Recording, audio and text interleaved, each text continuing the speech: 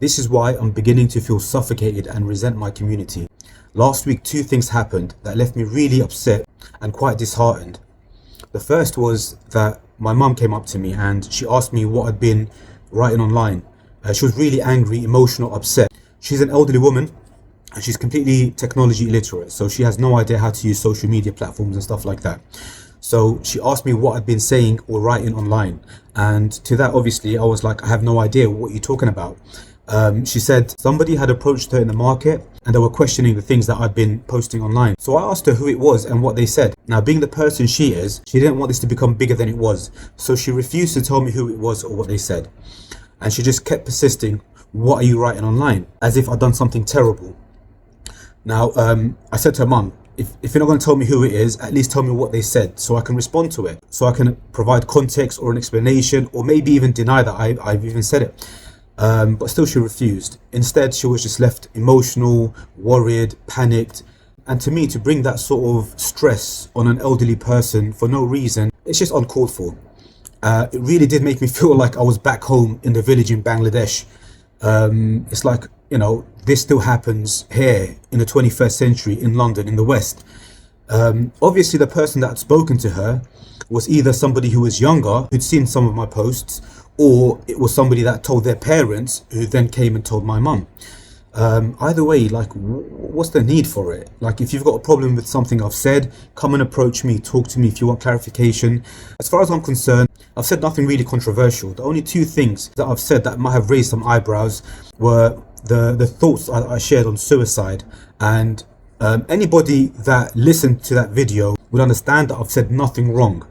I didn't say it was okay, I didn't promote it, I didn't encourage it, I didn't say it was halal. All I did was question our attitude towards people who are in a really dark place and need our help and support. And because of our attitude towards these issues and the stigma around it, they feel like they can't approach us to seek help. That's the only thing I said.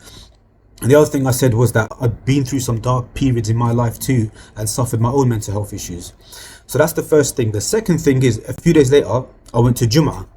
And again, I'm not going to say this for sure because I know the difference between what I think is to be true and what is factually true.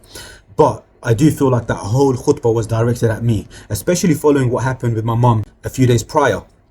So that khutbah was about people who go on social media and talk about Islam, which, by the way, I'm not doing. I'm not a sheikh, I'm not a student of knowledge, I'm just a regular guy. I have thoughts and I have views, I might share them, and I'm well within my right to do so.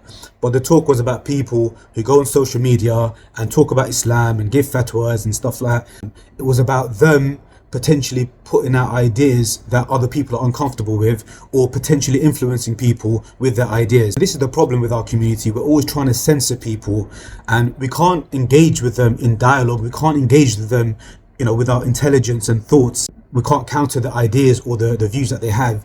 So instead we try to suppress them and control them through our collective attitudes. But this ain't the village in a third world country. This is UK, this is the West, and this is the 21st century. It doesn't work here. It's just not going to happen. The Imam went on to say things like, oh, if you're struggling with your religion, if you're weak in your Iman, if you're this, if you're that, that's okay. We're not going to judge you, but don't go out there spreading your misguidance and toxic ideas and stuff like that. And it's ironic because the whole khutbah was about judging people who have questions or who have ideas or views that don't conform with what they believe and what they think, and the whole khutbah was judging them. Yet the khatib somehow comes out to say, we're not judging you. The absence of self-awareness in this situation just blows my mind. Anyway, it felt like the whole khutbah was directed at me because I think it's known that I've been coming out and asking questions and trying to figure things out. And these are questions and thoughts that I had, that I approached the people in my community with and tried to engage with them. And, I tried to look into and study myself, and I couldn't find the answers I was looking for. And everyone that I'd approached, they just get uncomfortable. And again, because they'd get uncomfortable, rather than try to address the concerns or the questions I have, they just make me feel like I'm somehow not worthy, or I'm weak, or I'm a failure, or I'm a lost cause. But those two things happening consecutively First of all, people in the streets talking about me. Secondly, a whole khutbah which seems was directed at me. Just made me feel like, you know what? Do I belong in this community? Am I accepted in this community? Or do I only get accepted if I conform? Like, can I be me and still be accepted? Or do I have to become a clone of who they are for me to be accepted?